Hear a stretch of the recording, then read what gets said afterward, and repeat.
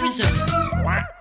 What's up, guys? Welcome back to No Ducks Given, the podcast where we talk openly and honestly about the highs and lows in life, because vulnerability is a superpower, not a weakness. Today's guest is going to be talking to us about the power of betting on yourself.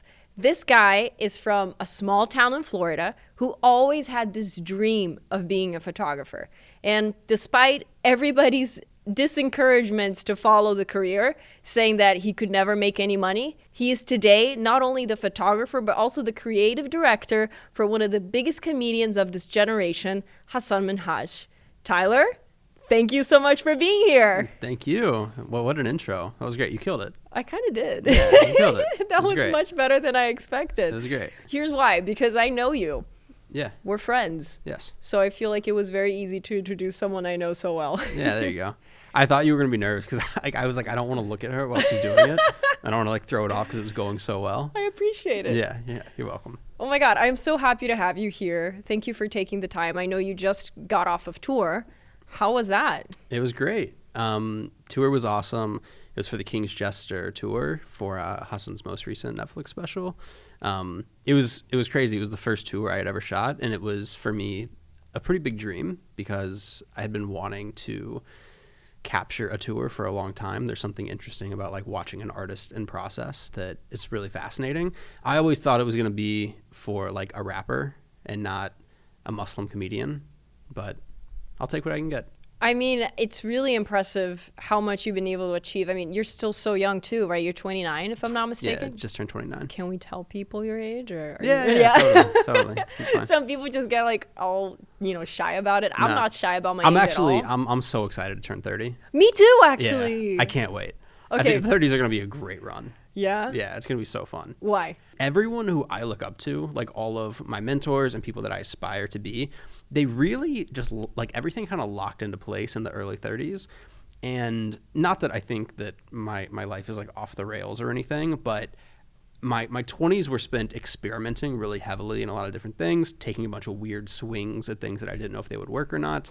And for me, 30s feels like, okay, we can take all the learnings from the last 10 years and then funnel them into the things we want to do. And so I'm just very excited for what that next chapter brings. I turned 29. I was like, I kind of just want to skip over and just be 30 already. So let's go back to the beginning of your journey, because moving at 18 years old from a small town in Florida to New York City, without any, family support, having to pay for your own bills and bet on this career path that you have no mentor even for. Mm-hmm. So where did the courage come from to just bet on yourself like that? I don't know if it was courage or ignorance, one or the other. Nothing about taking these traditional paths was appealing to me. And I also, for some reason, maybe in a weird way, it was a disbelief in myself that I could not function in the traditional path. I was really bad at school. And, I remember ending high school, I have this very visceral memory of being in history class. And the teacher's like, all right, we're going to go around the room and everyone's going to say where they're going to school and what they're going to do. And so everyone had their shit together. I remember people were like, I'm going to go here and I'm going to be a dentist. I'm going to go here and I'm going to do this. I witnessed a lot of my family take those traditional paths and do everything right on paper. They always seemed a little upset, I guess, with how things panned out. And I felt like a lot of my family kind of lived for the weekends and were only concerned with how you were making money. They work to live kind of mentality. Totally. And so I was like, okay, so even if everything goes wrong, I can still probably end up with that type of life. But what if everything goes right and I just go for it and I take a shot? And so that's what I did. And luckily it's played out. So you got to New York, you're 18 years old. What do you do? Luckily, I was 21 when I moved. 21, when I actually moved was 21. And so I knew I wanted to be in New York. I had taken a bunch of class trips here throughout school, and I had met a couple photographers in the previous couple years, as I was becoming very serious about photography, and they were like, you need to go be an assistant in New York. Because initially my ambition was that I was going to be a portrait and fashion photographer. It was kind of the only, genre of photography that I thought you could make a living in that wasn't weddings. And I remember being like, okay, I just need to figure out a way to get to New York so that at least bills are paid for a while, and I can start figuring things out. And so I was watching a podcast by Chase Jarvis, who I've become friends with over the last couple of years. And he had this guy named Gary Vaynerchuk on a podcast who was there to promote a new book. And I remember watching the podcast live. It was like a live talk show, basically, about 10 years ago, and was just obsessed with this guy. And I was like, he's saying all the things that make sense in my brain, right? The way he's talking about creating and content and story and all these things, like it all like made sense. And I was like, I think I should go work for that guy. I just applied for basically every available internship at VaynerMedia for the coming semester. And I had just actually left school, so I wasn't in college anymore. I had just dropped out. Did you even have a portfolio? I had a portfolio. I had been photographing like my friends that I grew up with, and I would create these like mock campaigns. And at the time, I was working at this yearbook studio, and so like my day job to just make money while I was living in Florida was to go photograph yearbook photos at different schools. But I would just break in on the weekends. I'd break into the studio and invite my friends.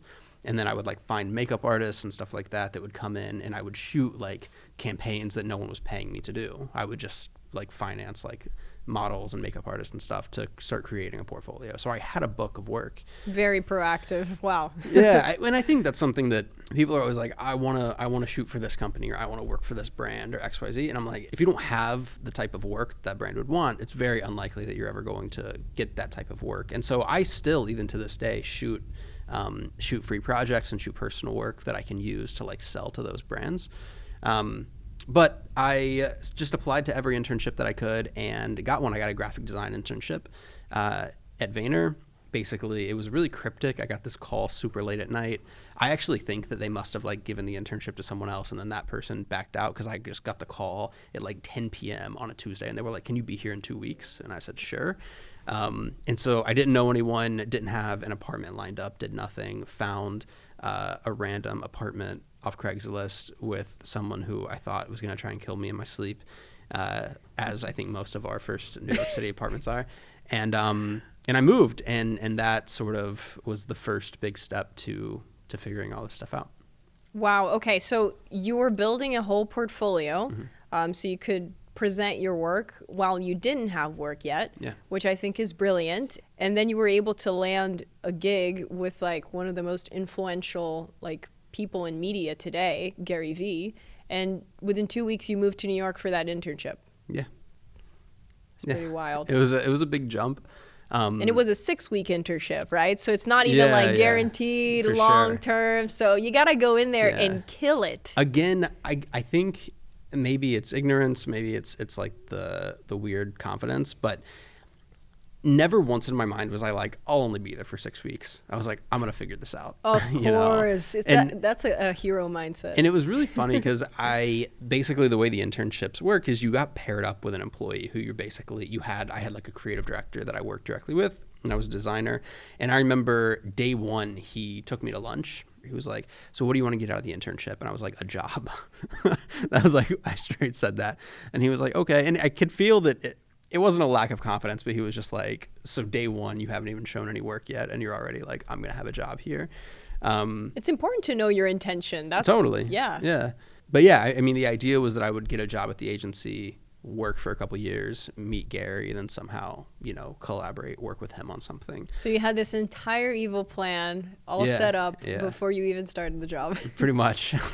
I knew what I wanted to get out of it. And I also, mind you, I was 21 when I moved. So I had this weird, crazy, I'm going to go be an artist and figure things out for 3 or 4 years, while all of my peers that I grew up with were getting their real grown-up jobs and going to college and getting their degrees and everything. And I remember everyone was like, what is he doing? It's funny that you still call it getting real grown-up jobs. Yeah. It's funny that you still call it that now. I still think maybe I'll have to get a grown-up job one day. I don't know. Maybe we'll grow up one day. Maybe so. I mean, that's the thing is my parents and family, I think they're all very supportive now. But even I know my parents will be like, you don't have a real job. Come on. this is a game, you know. It's a game. Yeah, you know. But yeah, I get to, I mean, don't get me wrong, I work a lot. The idea of work-life balance in my life does not even remotely exist. I basically work from when I wake up to when I go to sleep. But I get to control so much more of my life, and I'd rather work, you know, from when I wake up to when I go to sleep and have an immense amount of control over my life and be fulfilled from the work I do than any other way. So even though I don't think I have a grown-up job, I guess it all works out. That's okay. We'll leave the grown-ups doing their boring thing, and we'll stay in the playground making content. Yeah. I'm okay with that. Damn. I mean, so after the internship, what happened? Because it was only 6 weeks. Did you land the full-time job? I did, but not at all how it was intended. I basically had been told that I was going to have a job. They were like, yes, we were going to find a place for you. And I was like, great, because I was killing it. I was showing up. I was first one in, last one out. Then there was a shift in like creative teams just a couple days before my internship was officially supposed to be up. And I got this email, and they were just like, hey, we're so sorry. We actually don't have a job for you. So like this Friday is your last day. Oh my God. I was pretty bummed. I remember I walked out of the office. I just left in like the middle of the day, and I went. The office to the bar. Yeah, the office was on 23rd and Park at that time before they moved to Hudson Yards, and so I like walked down to Union Square, sat on a bench and cried. Aww. And I was just like, what am I gonna do? Because I had nothing. I was running out of money. There was no other like job opportunities that were lining up. Not a lot of people were gonna like take a swing on like this, you know, college dropout who was gonna like be a designer or a photographer or anything. And you were still really new in New York, so it's not like you had a whole network of people. Yeah, I'd only been here for, you know, a month and a half at that point, so everything was very, very fresh. And so sort of as my last ditch effort, before I didn't know what was going to happen, whether I was going to move back to Florida or, you know, who knows what was going to happen, I sent Gary just a cold email. It was basically like, hey, I came here to work with you. I'm an intern. I would just love to say hey on my last day. And you had never met him when you sent that email? No, we had never met before, had never talked. Oh my God. No, it was completely cold email. And he responded really fast and said, yeah, sure. Like CC'd his assistant, set up a time. And that day that the meeting came around was the next day, I think. Gary was running really late, and so they were like, sorry, you can't do your meeting. And I was like, this is my last week. I was like, I can't be rescheduled because I don't know where I'm going to be. And so they were like, okay, well, here, like, he's going to go uptown and see some family, so just jump in the car with him. And so we got in the car, and I basically just immediately was like, hey, I need to work for you. Wow. Yeah. That so, like elevator pitch, yeah, but in a cab. Yeah, I was Holy super crap. nervous. And it was really funny because the whole thing was filmed too.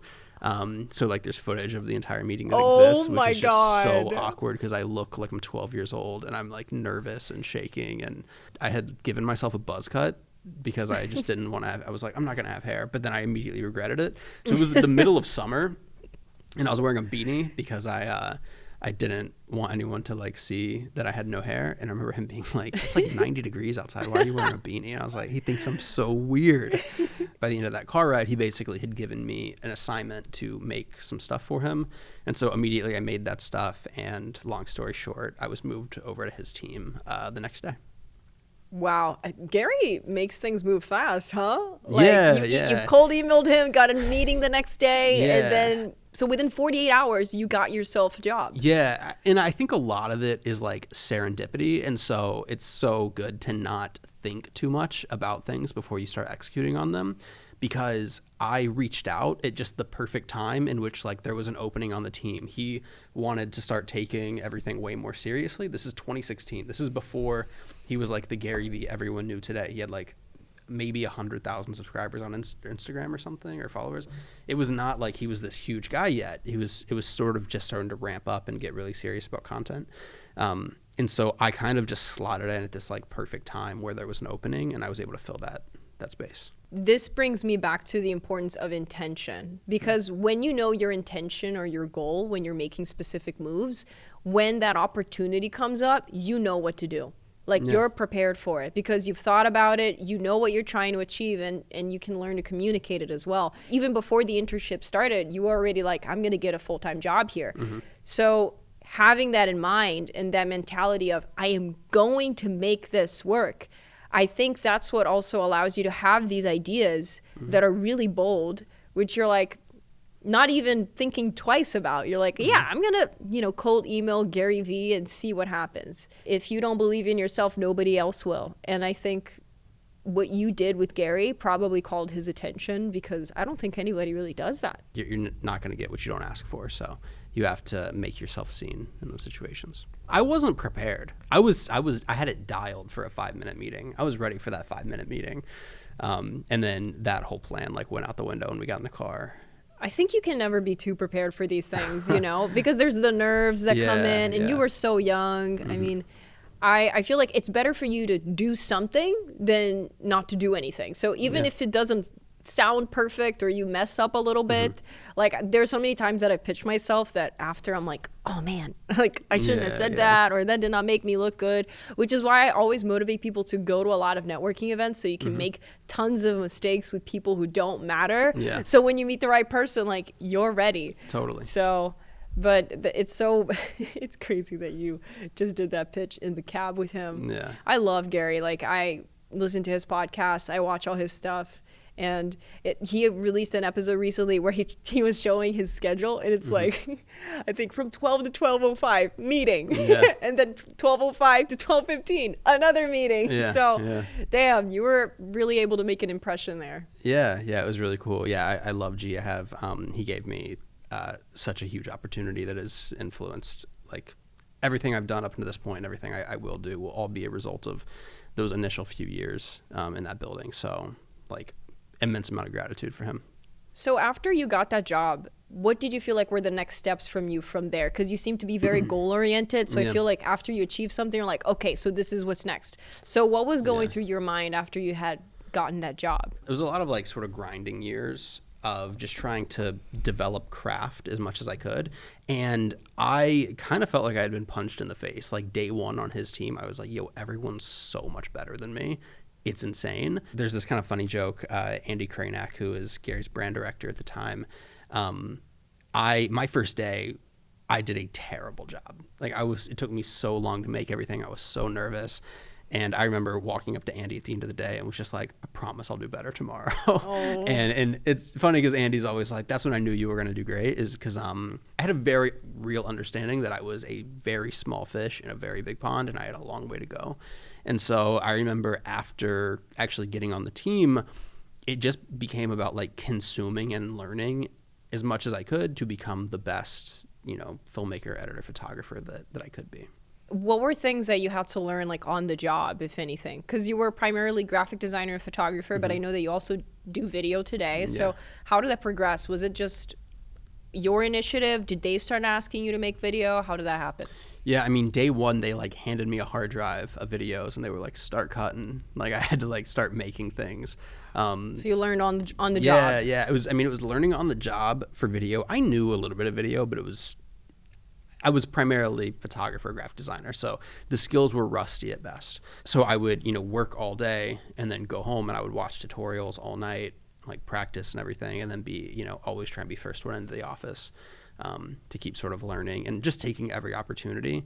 Every time there was a video that needed to get made or there was an idea floating around or a pitch, like I would always be the first person to jump on it and say like, let me get a swing. And I make the joke a lot, and I don't know if people believe me or not, but I have very few memories of the entire year of 2017 because that was my first like very intense year on Gary's team, and I just never stopped working. So I literally like cannot recall much of that year because I just like blacked out and fully like went into the matrix. Blacked down in work. Yeah, like that was it. Something that gave me kind of a unique special position on that team was having, the photo skills, developing video skills, knowing design, understanding how to like do creative direction, how to package things up. It sort of creates this world where you become very indispensable because so many people are like niche down, like just pick one thing and just do that. And I'm like, no, I'm actually very pro generalist. I'm like, have as many skill sets as you can because it gives you the ability to like slot into multiple places.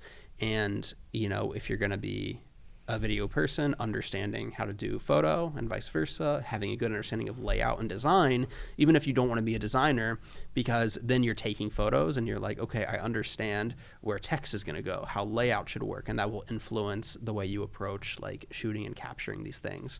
And so I think for me, having this sort of weird toolbox of skills made me really valuable, because there were days where I was just doing video and just editing and just shooting. And then Gary called me one night and he's like, hey, can you design a book cover? And I was like, okay, cool. So the next week was spent on a book cover. And then I got sent out to shoot like a full campaign where I was doing photo, video, and design. And so having all these different tools in your bag can really sort of set you apart. As the industry progresses, those people are going to become more and more valuable. So that's really cool. Yeah, I think that having a lot of different skill sets is going to be really beneficial.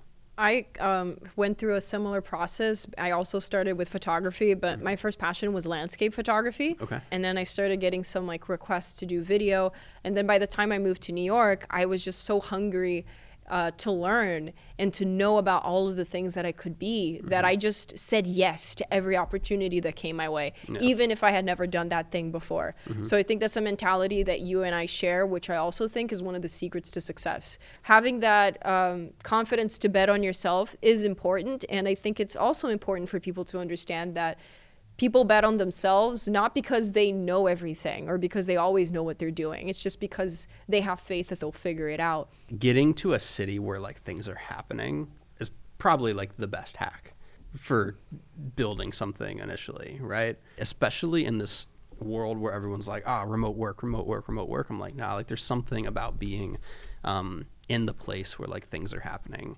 that can connect dots and allow for like that serendipity to happen, in the same way that like none of my career would have been possible for what it's been so far if I would have stayed in Tallahassee, Florida. It just wouldn't have existed. I just feel like living in big cities is like being in a casino. You're just taking bets and seeing what happens. And yeah, but I think you gotta take a lot of swings. Yeah. And like the cities like this give infrastructure to do that. Anything is possible in a place like New York. And I think it's because people come here with that mentality of, I got this big dream and I'm going to make it happen. And I think it's important for you to just be flexible as to what that can become. I never get too attached to like, I need to have a job with this person at this place by this age. It's kind of like that can be my initial intention, but I kind of just follow wherever the energy fluctuates to. And if it's like there's more opportunity somewhere else, I might pursue that. So this past 10 years, I've explored like so many different career paths in production, videography, video editing, assistant editing. I worked in virtual production last year for Amazon Prime, which was crazy. Whoa. It is the future. What's been your favorite thing? Out of all these things that you've tried over the last decade, like honestly, I loved working with Tommy Hilfiger. I produced his social media campaign that came out fall 2022. Okay. That was really cool because I always wanted to work on a big fashion campaign. That was like a dream that awesome. I had last year. And it's funny because I manifested it. Mm-hmm. I had written it on my wall that I really wanted a fashion gig. I got it through Facebook. Did you know? Wow.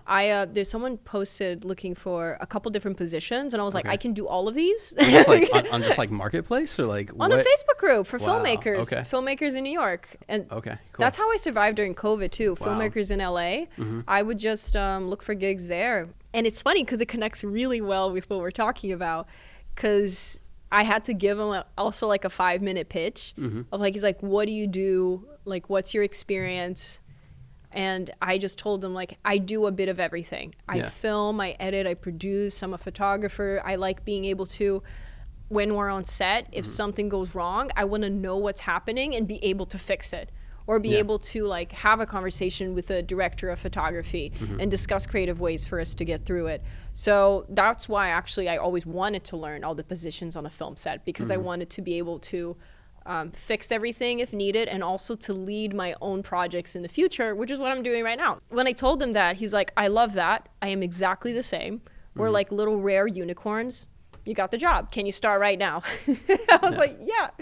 And then within like 3 days, I had to put together a team and the whole thing. Wow. It was pretty crazy. You have to just be a creative problem solver. Yeah. So like I was a producer on Hasan's Netflix special.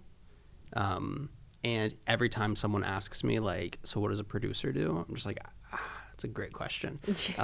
What do I do? What do I not do? Like you're just creative problem solving. Yeah. So whether that's like, at least for what my position was, whether that means managing things in pre-production and putting together mock-ups and storyboards all the way through, actual production. And that can be everything from like shooting photography to working alongside the director and the director of photography and like picking out shots and working with the grip and then randomly going to get Hasan coffee. And then I directed the whole edit. And so it's like you have to be able to just slot into these things and like solve problems and fill space where necessary. And if you can develop that skill set, you're good.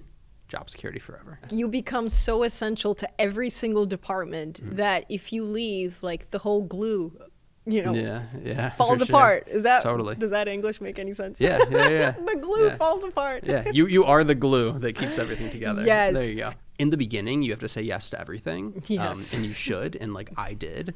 But as you start developing a career and a name for yourself and a body of work, you need to start becoming very picky on all those jobs that you take. Was there ever a job that you took that you were like, oh my God, this is dreadful? Yeah, I mean, when I was like younger, I did tons of weddings, like when I was still living in Florida. So like I would work at this like yearbook studio and then I would photograph weddings on the weekends. I hated all of them. And this is always a fun story. The very first wedding I ever photographed for $500, thought I was rich. And the couple divorced before I could deliver the photos. No way. Yeah, that's a fun one. Oh, man. Yeah. It was funny because I remember being there and I was just like, they don't seem right together. And I predicted it. Do you feel like now you have like a sixth sense? You can tell when couples are gonna... Oh, I don't want to say that in case people watch this. Can you imagine? Oh, yeah. Whenever you're at a wedding, I'm going to pay attention. I'm going to be like, are they going to last? Like, I'm going to ask you. Man. So you're someone who's always been very flexible to opportunities, threw yourself out there. How did you end up like working with Hasan Minhaj? Like, how did that even come about? I'm sure you have a really interesting story behind it. Yeah. So Hasan and I originally met at Vayner, actually. Hasan was on Gary's podcast, and he knew me, which was really bizarre to me. He had watched all the videos and was aware of me. In all of Gary's videos that I would edit, I would always poke fun at myself in the edit. I just think it's like, you got to be self-deprecating. I would like exaggerate when Gary was making fun of me, or if I messed something up and Gary would like roast me, I would like 10x it in the edit and really make it like he was digging into me. And so I remember Hasan knew me from that. And he made this joke on the episode where he was like, why don't you just give yourself a win once? He's like, you control the edit. Why do you keep making yourself lose? And I was just like, I think it's just more fun. It creates this like character dynamic between like Gary and I that we're always like roasting each other back and forth. It was even to a point where there were comments of people being like, I can't believe this guy hasn't gotten fired yet. And I wasn't actually doing that bad. I was just like amping it up in the edit to make it funnier. And so that's how Hasan originally knew me. When was that? 2017. Oh, wow. Yeah. Damn. And then in 2019, I left Vayner to do an artist fellowship with Adobe. So I just like worked with Adobe for a year. That's how we met. Yeah. So I was hosting an event in LA at YouTube Space. And I approached you. That you were at, yeah. And that was, like 2019. 2019. Like and then we stayed in touch on social media and only reconnected really like last year. Yeah, just like a few months ago. The power of networking. I know. Hey. You should VFX like an explosion or whatever. Oh, you got it. Okay, so Adobe. And so I was working for Adobe, and then sort of the fellowship with Adobe ended like right whenever COVID was like kicking off. So I was like, what do I do? And just started making YouTube videos and was just making like a lot of sponsored content, which really didn't like. It was kind of a weird moment because I felt like I had achieved the dream of like being able to survive full-time off YouTube, but I was just making videos that I knew would ultimately get more sponsorships to continue making videos and just like stack cash. So I hated everything I was making. I don't even have them on. As soon as the contracts expired, I took them off the channel. Wow. Then don't work with commercials. You'll hate it. Yeah. It wasn't that I disliked the work or anything. It was that I was not pushing myself artistically at all. Wasn't challenging myself. And I was just doing what I thought I should do that like fit the platform at the time. So like different like tutorials and things like that just were not creatively fulfilling to me. I was putting too much energy into that. And so it really kind of fried me. So I had made this trip to Joshua Tree, which is like my favorite place in the world. I go there usually a few times a year, and had made a little video that was actually inspired by a podcast that Hasan was on. And so he was on a podcast with Jeff Staple, Jeff Staple is a designer in New York City, who I'm friends with, and I had actually made a day in the life documentary on Jeff as a part of my Adobe fellowship.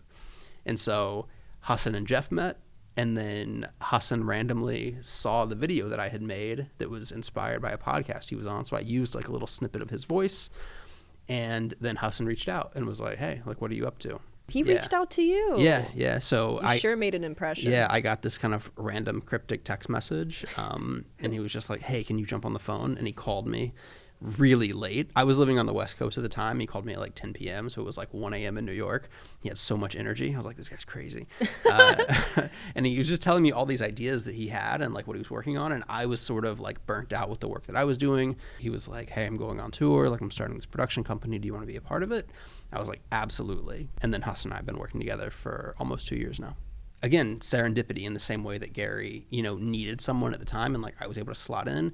Hasan was looking to have someone capture the tour and to like help build this production company, and like sort of like Kismet allowed our kind of paths to cross at the right time. And so then he reached out.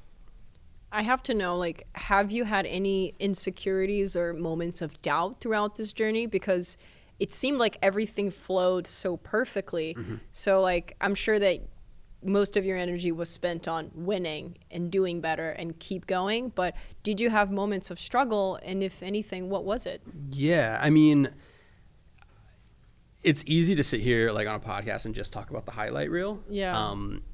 There's been a lot of losses and a lot of times doubting myself. I struggle a ton with like self-confidence and believing in myself and thinking that I'm capable of these things, even though I have a track record that can say otherwise. I think it's really easy to forget where you started and like where you are now. And so I've gone through tons of phases where I'm just like, everything's breaking, I'm failing, I'm gonna have to move back to Florida, like everything's crumbling. I find myself like getting trapped in these thought patterns all the time. They're totally natural. And so I constantly have to like course correct. That happens a lot whenever I'm like working on different projects and maybe I'm hitting a wall in the edit, or I have a bad shoot day or something like that. Like those things always happen. And it's super easy for me to kind of unravel and forget sort of like what I'm capable of doing and the work and all those things. There's this quote from Ryan Holiday, who's my favorite author. Belief in yourself is overrated. You should create evidence. So I have like a notebook that has essentially like my highlight reel, if you will, written out of like all the things I've done, the goals that I've had that I've accomplished, and the goals that I have for the future. And so anytime that I get stuck in that kind of thought process, that pattern, it can go back to the evidence that I've created for myself. Be like, okay, this is where I started. This is where I'm at now. I'm capable of growth and achieving these things. Oh, wow. So that's kind of like your method to get yourself back in order. Yeah, that's like, I always just say it's like the course correct. And I think we all like fall off course, like stray from the path. And that's generally, for me, the best way to try and like get back into a good trajectory. Why do you think us humans are so sensitive to self-doubt? Oh, if I knew, I'd be way wealthier. I don't know, because like, I don't know. Like it's such a tough thing. I don't think it's a matter of why do we fall into these patterns. It's more so creating systems to make sure you can get out of it.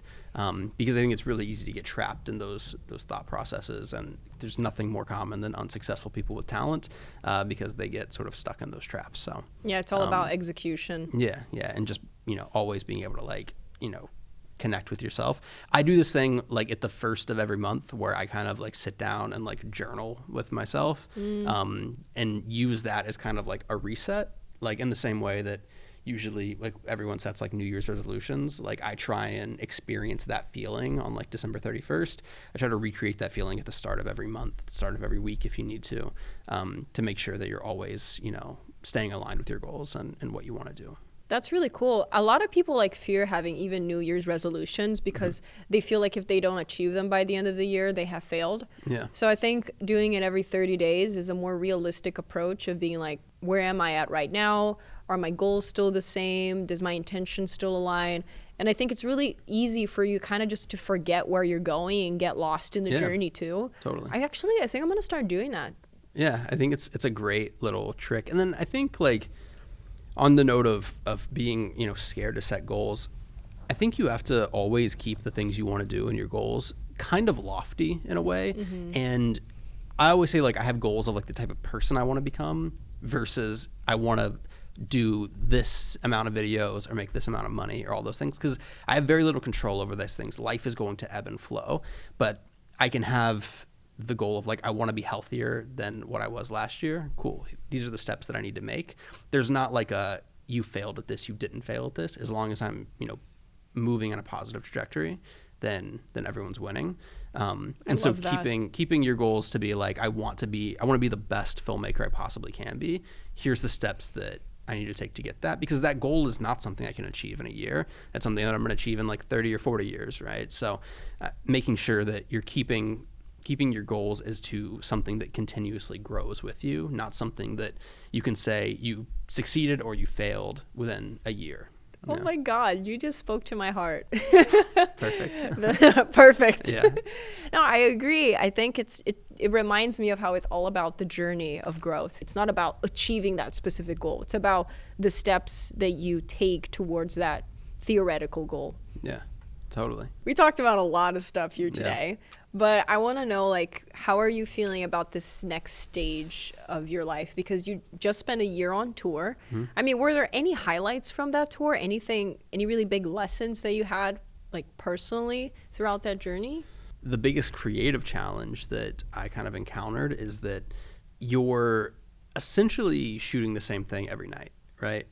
The lighting's the same, the set is the same, his material's the same, like, everything's fairly similar. So the biggest lesson, I guess, was starting to experiment creatively to find new things throughout the whole tour. So like I went through a phase where all I did was shoot Polaroids. So I shot like thousands and thousands of Polaroids throughout like a handful of shows. And I did that specifically on like really big opportunities. So like we shot on top of the Radio City marquee one day, and I shot the whole thing just in Polaroid film. And then, experimenting with cameras, but also just experimenting with placement. Like, where can I get to capture the show in a different way? And then things like that were kind of a great learning lesson. And I can take a lot of those ideas that were developed and implement them into the work going forward.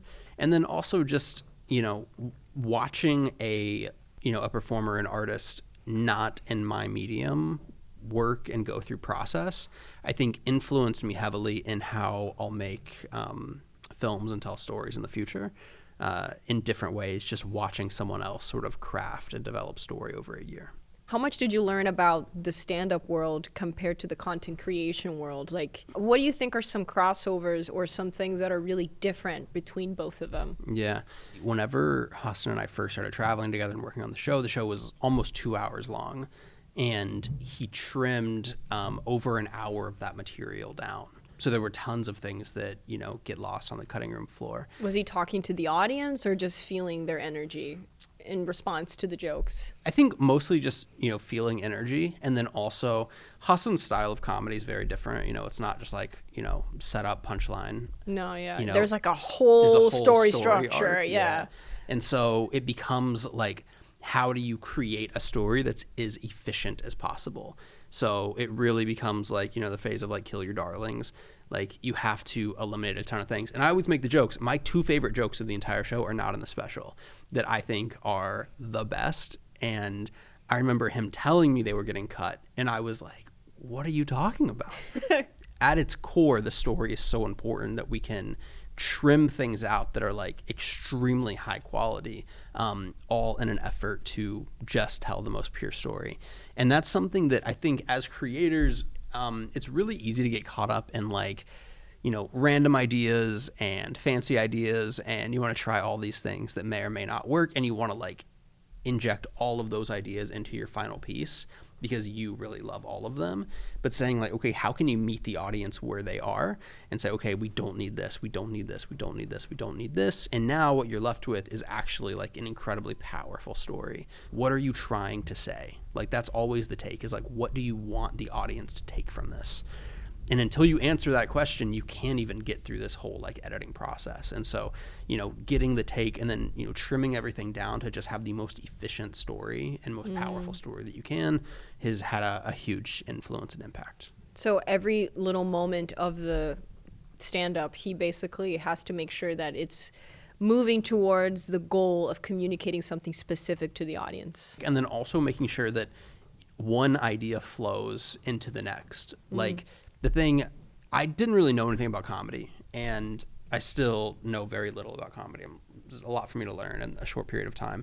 But a good comedy special, a good comedy performance, it should start and then all of a sudden you're at the end, but you kind of, like, you shouldn't feel these like big turns that you're taking throughout the story. It's very seamless. It should be this very seamless, smooth thing. And so that was the biggest like thing that we learned, is like the two jokes that I think are the funniest that got cut, they just didn't connect the dots as smoothly. So it was like those got removed and other things got inserted. And I think that's something that applies to comedy and, content creation and filmmaking and stuff like that, is like how to create the smoothest story from start to finish, so that your audience stays and watches. So what's next? What are you working on right now? And what's the next big, bold move? So I mean, 186K, which is the production company that Hasan, myself, and Prashanth all run, is in production on its first feature film. So that will kind of be the next really big thing, really big undertaking. Have you ever produced a feature film before? No. There he goes again. Even remotely close. He's doing something for the first time and just going for it. So like we'll learn as we do that. And then I think that, I have a handful of projects that I've been sort of developing for myself, different documentaries and stuff like that I want to produce over the next couple of years.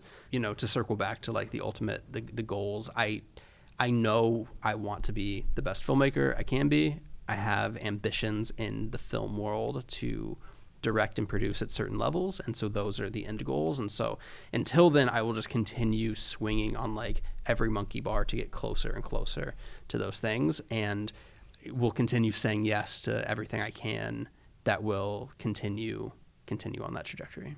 Is there anything that's making you really excited and really nervous about this next new phase? Yes and yes, and I think it's both the same thing. Like, it's the newness of learning something new, but also, that self-doubt is easy to creep in, and for me to be like, I've never produced a feature film. I have no idea where to start. I'm on these calls and about scripts and meetings and things, and I'm just like, I have no idea what's happening. And I'm convinced everyone knows that I don't know what's happening and that I don't know what I'm doing, and so that makes you like very nervous. But you just have to, keep showing up and just being willing to like learn and provide value wherever you can. I'm sure no one's even thinking about it. They're just assuming that you know what's going on and that you got Hopefully they don't watch this podcast, because I have no idea what I'm doing. You heard it here first. Man, it's the fake it till you make it kind of thing. It's a very real thing. For the most part, no one knows what they're doing. Exactly. No one knows. And like, we're all figuring out. I've worked with like startups, and I've worked with Fortune 50 brands, and it's pretty much just as chaotic in both places. So everyone's just doing their best and figuring it out. And so for the most part, like, if you're feeling that way, pretty much everyone else in the room is probably feeling somewhat similar. So I think final takeaways here, I would like to know if you have any advice for our audience, for anybody who doesn't believe in themselves or is scared to make like the next move for themselves. Like, what would be some words of encouragement? Or yeah. I mean, everything you want in life is just on the other side of fear, right? You have to just push through the things that are scary and that you don't know how to do.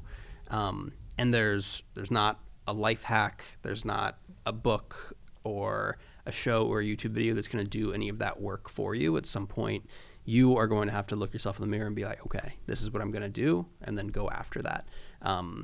there's really no other way to accomplish those things. So that's one thing is actually just doing it. And then, one of the biggest things is just remember that things are going to take longer than you anticipate them, and don't get discouraged in those moments. Just remember that you have to be patient and continue pushing forward. And that might be working for a year or 5 years or 10 years or 20 years before you get the thing that you want. But your core, if you know what you truly want, then you should enjoy that entire process getting to the end goal just as much as the goal itself. Where can people find you and learn more about you? Usually just Babin on all platforms. I spend very little time on social media these days, so you can also email me at workwithbabin@gmail.com, which is the personal line. Yeah. Thank you so much for joining. I really appreciate your time. Yeah, totally. This was great. Yay. Woo. We did it. We did it. Look at that.